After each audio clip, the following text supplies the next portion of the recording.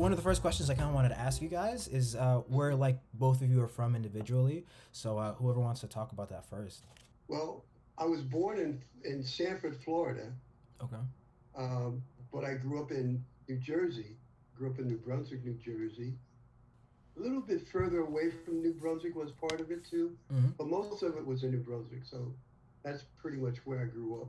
I didn't know you grew up in New Brunswick. That's crazy. Cause I mean, obviously I grew up there and stuff, but I don't know. Yeah, I yeah. guess sometimes I just kind of forget that you guys lived up here for a time. And Then we, living there for additional 30 years, so long time. right, yeah, you had to raise the my dad and Joy and stuff like that there Yeah, through yeah. that school system. That's Yeah, cool. yeah. He's from New Brunswick. Always was born in, well, it was called Middlesex Hospital Okay. when Dion was born, and now it's Robert Wood Johnson.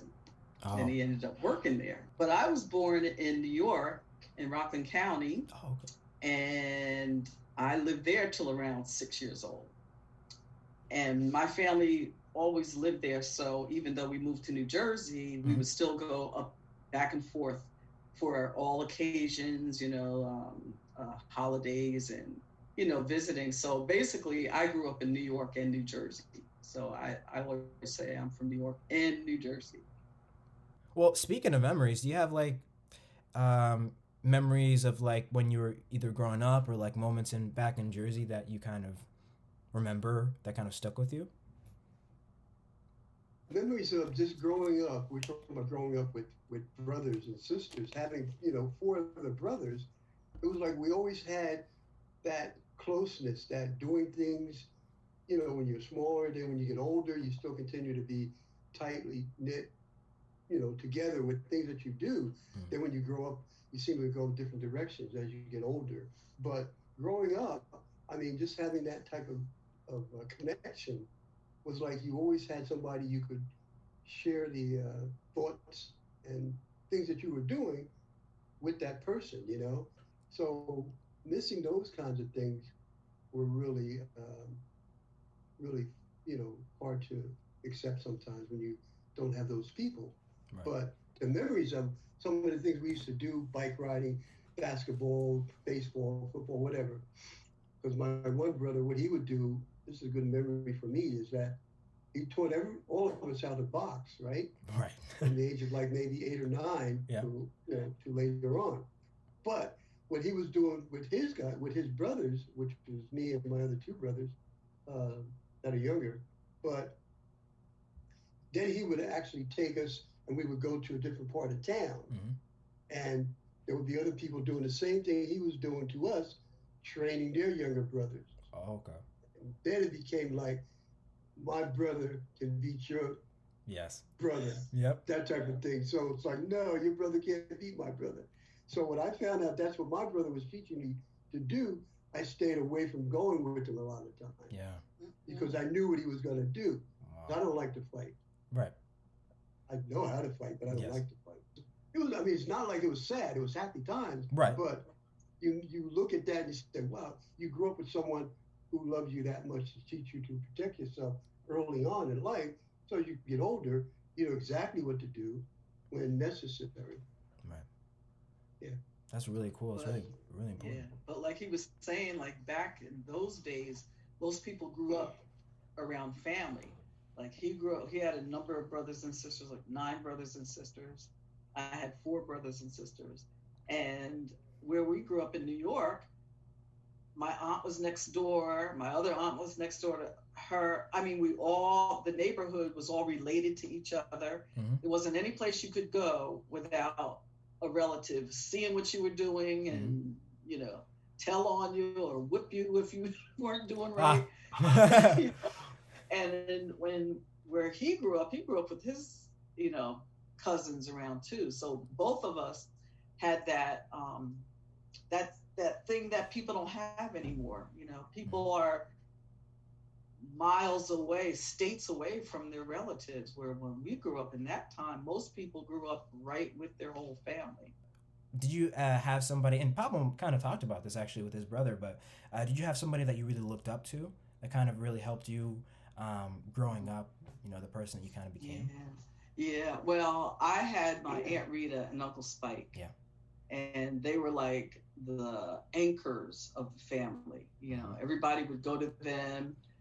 Their house was, you know, like I said, in New York, everybody lived near each other, but they were everybody's anchor. You know, if you had problems, they were there. They were always there to bail you out, to help you out. You know, and you met Aunt Rita before she passed away. Right. You Yeah. were little. I don't know if you remember her, I remember them but both because I remember meeting both of them. Aunt Rita was like the sweetest thing, and she was so yeah, nice to me. yeah. Yeah. No. And yeah, she was very sweet, and she really liked you. Just that one visit, she liked you so much. But she was like, she was tough. She tried to play tough all the Mhm. time, but she was a sweetie. You know, she was really soft-hearted, but she didn't want anybody to know that. You Okay. know, like I'm tough. You know. Right. She had to But take care of anyway, everybody. those two, they were the staples of our family to me. And I think everybody feels that way. And then before them, well, my grandparents, Hmm. my grandfather, he was like the type of person that we all say it whenever my cousins get together and we talk about Pop, we always say that he always made each one of us think that we were his favorite. Oh, okay. That's how he treated each of us. He loved each of us so much that we would argue about, you know, I think, you know, Papa, I was Pop's favorite, you know. Well, no, he told me I was, you know, but he didn't really tell you. Hmm. He treated you that way, that you felt that, you know. Okay. Well, on a lighter note, do you guys have an embarrassing memory that you remember that you would like to share? Oh, I have plenty. I can share with you. Okay. Okay. I Which can give one? you all of them. It'll take the rest of my lifetime. But that was really like when I was growing up. It was like, I always had this thing where I was not really that good at running track, but Okay. I like to run. Even with all sports, I was never that kind of sports guy. Even though we played all the sports, but there was a time when I got to high school and I was running track. It's like, oh, why don't you go up the track? Because this is the thing about, as I said, about being quiet, but yet being ready and able to do things. Hmm. I could outrun most of the people in my neighborhood, Hmm. right? But I never ran track. So I never practiced. Only junior high, maybe sophomore year. Okay. And so everybody else had been on the track team for a couple of years, from junior high right to high school Hmm. running. So I get out there and uh, we're at this event in Jersey City. We're running indoor track. It's only 60, back then it was 60 yards. Okay. And you're in the Jersey City Armory, Mm. filled with people everywhere, right? And so this guy from Highland Park, he looks at me because he knows I'm nervous as all makeup, shaky and everything. So I'm down in the start position, getting ready to start out. Guy goes, runners take your mark, you get down, set. When he says set, you raise up, get your position up, right? Hmm. I'm thinking that, oh, I'm gonna try to time the guy with the gun. And I'm shaking, all of a sudden I just fall flat.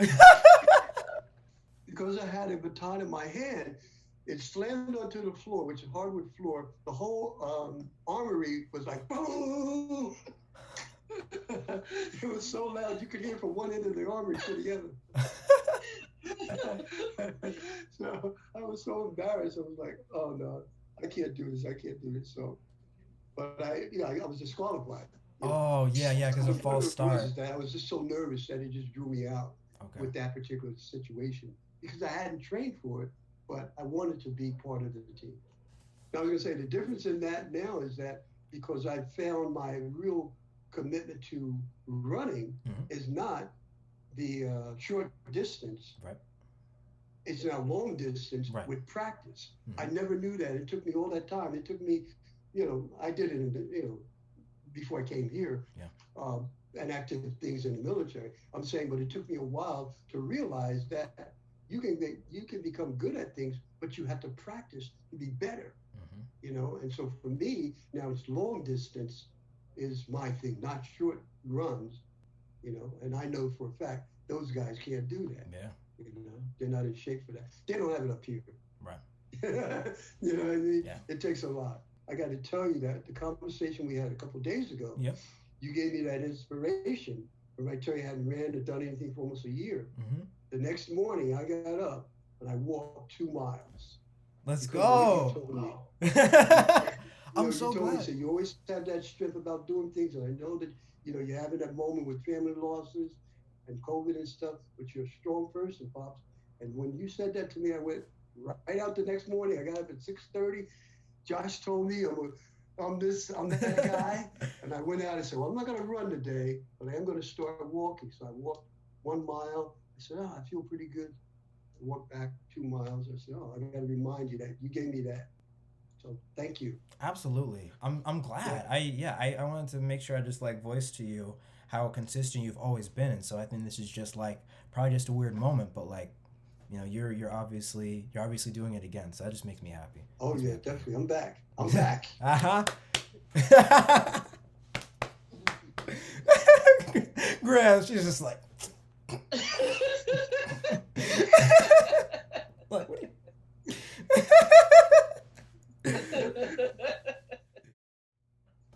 That's really awesome. Wait, what's your embarrassing story, Grams? Uh, I have a lot of them too, but the Oh. one that is really totally embarrassing to me was back in the day when we wore platform shoes Okay. in the 70s. Oh, And I know you know what platform shoes are, yes, right? I do. Mm-hmm. Okay. Yeah. Well, I had a new pair and they were sharp. Okay. And I was walking down the sidewalk, like in a mall, like an Okay. outdoor mall. Mhm. And I'm walking down the sidewalk. All of a sudden, I tripped on those things, and I went. You know how when you trip and you go You're like walk, staggering. running, like you're Yeah, running, and yeah, you yeah. can't stop. You can't stop. And I was like, oh no, I'm gonna fall. I'm gonna fall. This man was walking towards me. I'm like, oh good, he can catch me. So I kind of veered over close to him. When I got to him, he sidestepped instead of catching me. He sat. He did the electric slide on you. He's like, yeah. Well, he didn't put his hands up, but he did Uh-huh, sidestep. uh-huh. Wow. What color were the shoes? Oh, You said they were so sharp, pretty. so. They were okay. They were like the bottoms were wood. They were flat wood, and then Okay. they had a ball for the heel, Mm-hmm. a round wooden ball, and then a round wooden ball for the toe, and then the shoe came on top of that. Oh. And the shoes were like a goldish yellow, and Wow. I was sharp. Mm-hmm. But it was all. You were also in danger. Broke my neck. Yes, you were What? you were sharp, but you were in danger at the same time. Yeah. Well, one question I do have, that I thought was pretty interesting, and this is also a general thing, is what's something that you're really proud of, particularly, like, if you could, of any of the wonderful things that you guys have done in your lives, what's one thing that kind of comes to mind first when you think about, like, you really take pride in it? I think I'm proud of raising two kind people. That's sweet.